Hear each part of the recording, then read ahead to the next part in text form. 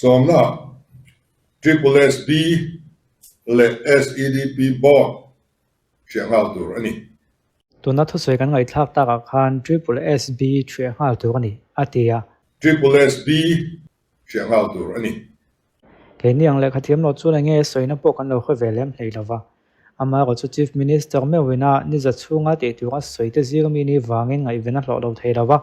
Facebook lama trend khat he chu thala wanga te te trend khat chuan a thang ti te in hialna lo om chowa chu mi ya sa ga chuan MPSC le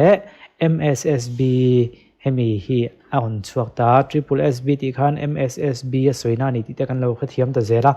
MSSB chu thria tu ani ti te bokan lo khathiam ta zel ama ro chu kheti rang chu nge zia kan khelo nang le ke hian to avanga event deuh le a le khathiam deuh chin tan lo chuan chu ta chu nge mo ni le ti he tu kan ka han zong ya la wang lai ni sang anti kummi nge ni hi kalo o sang hida somni panni october ni soma hian hemi chungchang he alo in ziak hlo maya chu wang chuan triple SB board thria chungchanga kan bo lu tuk lo na hi min pui thei takin he article hi kan chiar don ani tuna uluk da bin longai thang Mizoram Sokar Noya Thok Tur na la tu lian panni Mizoram Public Service Commission le Mizoram Subordinate Service Selection Board te na tho dan tlang pui han khai khom teang aron tia MSSSB dampum chu ti khan kan khave phot mai Sokar Noya na Thok Tur la tu te zinga mi pakhat ani ti kha kan khathiam ta bokem ti khan ka soifia pa zel don ania MPSC hian Sokar na group B gadget le achunglam officer lian kan ti mai ho na la ka boi puya MSSSB hian group B non gadget na la ka boi pui ti kan khatheu o me kan khatheu lo khan kan khavet che ni pon gadget le non gadget poi kan khathiam lo mai thema ka chu khi po ka soifia thiam vak lowa ang pon e second chiang zerang kumsang ni da som proya top lama MNF party in Sokar na siam nuwa triple SB hi adina sang ni da som proya kum top lama din cho ni chu kil tin rangin social na ana sa hle ni kha tun na ya kam politician langsar tak te chuan Mizoram University zirlai thren khat nen hun an man na Sokar na an chang ni pho chuan triple SB thria an tum thu an soi thak le bok me tun man lo soi don ni hi han faksel tai da MPSC in group B non gadget na alak lai khan an chimwang thrin hle ti hi tholai na zong mek te soi tam be ni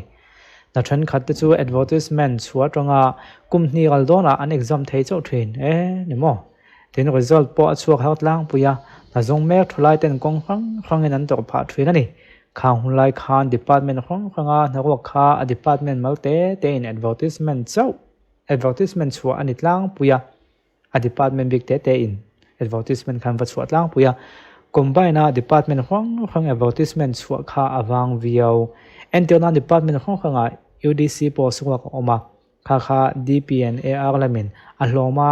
a pek lo wang te po aniang combine UDC anga exam bua sei thei rang kha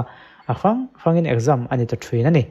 te chuan hala process mon box si wangin atling ngai khan tling te ranga chu chuan Sokar na be se mitam ta hong boi ni hi thok tu in dai lo wang ni bok ma se MPSC kha an na muang ve deuh ti hi na zong mek thlai tam be te soi ani MPSC hi alo chak lo thrin ani hi mo tin MPSC khan objective multiple choice question b ka answer ki group b non gadget exam ati chuak ngai dawa RTI ekma dil chuak khera ngai train MSSSB hian ni kum sang ni da som ni pakhat kum chon nu lama tang khan direct recruitment na exam bo sei tona social na sa taka ka thok an ni boka a thok tu te po an tangin an ti fel fai ang reng vio komin chung rengot po hian na exam an bo sei ve tanwala namdang lingan omawanga bowa ka omdeu ti lo chu anti thatluang zer ri ni ranga triple SB chuan a thei chinchina combine advertisement when combine exam bo sei ta enternan combine UDC combine graduate level exam etc hi DPNR lamwa mandan po ani zok mai the hetianga hlom dewa advertisement chua hian na zong mek thulai ten application fee and seng lema combine exam ani boka wangin exam in dot chhozut khat lem ta dewa nasatakin hun le suman seng tlem ta zo kani triple SB hian atlang point advertisement an chua tonga thanga gal ma hian exam an bua sei man deu zel ni na langa hi thil lomom takani tin objective multiple choice question b ka exam ni tonga ni ni thum vel gal nuwa an so ken ti chuak zela diglo pala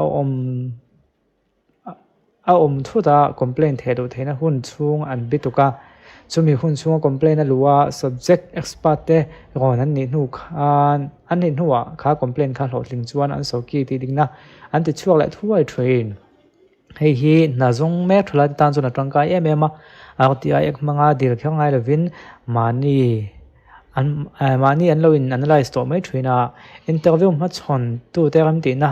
an lak nuan ro ten mak la interview wan mu zat khan tlang zor le thrin ni in alang hei hello momin langtlang taka thil kal pui ni ya nala ka tlingte mak mu zat taklan atang hina exam ve midang te point anga ti thwangen ni an lo in chut ve thei pha thrin ani tin triple s b hen result pon pe ma tlang puin nan langa vio lo wang te pon ni mana result chuak ma thrin hin ha jong mek dan chon thil lomom takania general knowledge studies paper big zona kon kal dan chung chang soi le tai da MPSC in a conduct like han state g ke le current affairs lang de thoti thein zona kon siam thina internal invention and discoveries the book authors so break quiz timi etc vel kha atam thrin le triple s b na conduct nu chon syllabus ngai ran kha zona mel mang e odang lam ta deva internal modern indian history te geography te politics economy current affairs general science etc subject from te po khre thu la khre za wangai ta deu triple s b question patron hin hazong mek tam ta tan chuna than ti ya group b gadget le group n ha exam ne na in bo sei kopati also ma malam huna ta tong kai thon soi ni a thavio ne la lang ne to triple s b kon bo sei chu kan khre thiam chin to ka chuan in khre thiam lo pon ti khan lo ngai thave zel taula ama ko chu affair to kem ti khani so ka na la ka thunin sang a bekin kam politician te ani lol no sa hle ti hi mitam tak ngai dan le kan dan ani adik ve kem ti ro hin fin fia thei lo ani fowa soi to ting in thil thenge ko om ve da zo thrin MPSC in group b non gadget na la thrin lai po khan thil fel hel le kan hel to tam taka om fo me ama ko chu politician te ani rol vio ni lo chun official lam hi chu an vim ko an fair tlang pui in a fia da chu wangin mitam tak lau thon triple s b mang hian sak zong ten thun tewanga tia triple s b kan rang thel deu big thrin hi chu ngai to chian lo wanga ang MPSC ne nam pani hian mi puin an rin dan le rin lo dan hi ain tiat vel vio o me ma son zel na na rotna so ka om chun so ka na thok an om ve zel ngai mel sia so ka na tu chu MPSC ne mo triple s b poni se la dan kal phung he fera langtlang taka kal pui thei hi thil poi mo ber ne lang ani na la kal phung thazok ani be sei na nei han siam tiang advertisement chual hen exam bua sei thei hun tu ga be sei hi ti chuak ngal thei da advertisement a hian betwe ngal thei se la ma son na na se takani anga kan tholai na jong mek ta na hlui tang kai le zulang exam date kan ta lang lo thei lo nei point a thla tal hi chu ta lang thei da chuanin thil ha sa tak ni point na lang lawa central lam na lak le exam khong a hian tentative date of exam hi advertisement chual hen puang hal thei tlang puya na deal tu tlem zok na huna hian tentative mun of exam tal hi chu pon lok ve thei tum to tiang u exam hun tu ga an be se khani mo tunlai hem food civil supplies and consumer affairs department in shopkeeper na exam duran bua se meka ni hian chunga kan soi zui dewin kalphung thawla thazo kan kon ti chuaka direct application form thedu ngole minute som vel lek na nuwa admit card am pe chuak ngala an chirang hlea admit card a hian date of exam and exam center hotel ang hal vek theya na exam tu te tana ol som pha don hle ani MPSC hian go big gadget exam a hi chuan b ka an so ke ti chuak ngai lo ni la nga hi auti ai manga dil khang ngai lo hian exam zo ni atang ni thum nuwa ti chuak ve thrin se so ka wen triple s b din ta ko group c nalak hi chu conduct sera department in development nan thoka ka boi chunga group c nalak am boi pui thrin chu chok jang khai nge yang examination hall duty invigilator tezom turing kai khono mumal de zok siam ni se exam bank to chan re tu exam hall an duty puyan thrian de na ring tak tak ti te tong chung nom thina heng hin exam chang mak ta ko an so bing ti thelo fo thina ni interview ma chon te hoi ten la interview mark hin ram ti na la khelo puwa pon za dan om set emo chu tiang dan chu siam thei ni am out ra ek manga dil khang ai hena boi thla ka he tiang lang tlang taka thila ka zel thei chuan MPSC le triple s b him puyan na lo te lang namdang abikan vai kan ti mai hoyan tin ne kan dan thayang indian kan ti kan ni wang kan hong ma thei big zero ton lai triple s b na la ka po hina tling zing ava yan tela to dan thom ri om ha ni kha tuna hian essential qualification a video school standard mizo tong jo thiam ani tu ani ti oma ma se khan pan mizo tong thiam la thiam lo te som la chuang si rawa wedan ang zama hian mizo tradition culture history to try trong hian zona om be bok ma se hian zona tlem te chang dik do po hian tlin thei tho wangin nam dang hian chan san nei to thina ni chu wangin indian kal dang kal pui si ro India dang pui kal si ro hian mizo tong te sa thil dang engam mang hian nam dang hi kam lok thei ngem class 10 standard dal mizo tong thiam zo thiam ti tai da marksile certificate boot phut bok tai da dan kala ni ngem o ti te ron ni ta nei chu atlang komna triple s bidin nan hen sorka kan suman zat nge sen bel a eng ang taka haw tak nge ni kholem lo maila tun din huna chuan nan thok thal hen in langa adin tirna sta so sela du lo tu thalai na jong mek te poinan fakri reya sorka po hian thuam thadeu jok selati adum hle mai kan thenom state manipur la nagaland te point hetiang board commission hian din chobe mek boka tim politician thang khaten sorka nan chang nei chuan thiang halan tum thu jang suina sel hleya tunan thiat to mo thre don to wa ji zokang thutluk nan siam mai tuna triple s bin hathodan le anefficient zia te hi zio chiang ma sa sela adu om hle ang resource base kal tum political power te tam phei chuan zio chiang ma sak thil ti mak mo ne ato be ka chun komin thana hian empowering as soka so empowering po soka sela triple s bi chu thret lawa thuam that deu zok ni tu nin ka khia tuna kal ang hian mpsc in office sa chin mala ka boi puya triple s bi in office sa ni lo zong nala ka boi pui hian fel thup tamaya naratu te kha chin hin an thren ni chu officer chin lovin mo empau te point so ka na siam sela commission and board chairman le member te hi chu wel lai so ka thon nei tu ten an mi du zo an wa don thowa apoi mo ber zo chu dik tak fel tak system fel fai tak langtlang tak box in na la khi kal pui ni sela wel lai pa ti le wel lai pa te mi da sa ba ka so ka official te point dik lo ta ka an rol boi tum lo ta sela mi pui kan dam tlang am pulang moi zian ya ole the country police be on say chu kan kha thiam anga tin triple s b hi to na hian thria tu ga ti ni to a alan dana chunin hei emi hian in hemi bot hian in bot anyang to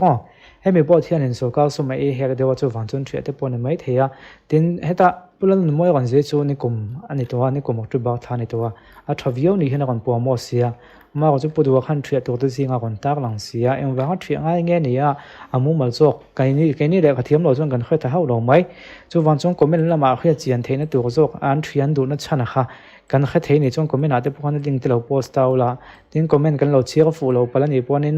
le ai channel la hian in he kon ti chuak te hemi an thia du na chan hi a ti te pon lo om mai theya khati anga min khil du ni mo enga mo source mo mal de thak chiak tu min ko mu thei te kan om chuan he phone number ka te hianin whatsapp in fril theyang chu ti chuanin matinge he hemi bo te hi thian du na chan du na pulon moi autte kala khatuna that mail view se kha nala ka te jang khaya na tho tu te jang khaya ma se enge thian du na chan takha sumne pa e hek chuni photanga thil danga omem ti te kan khriat ve to chi te omani chun du dai kan lain ko mu don ne to idu tok phot tiang mi puin comment la ba khana khaido jok ten in ngai dan te pun kon se don nia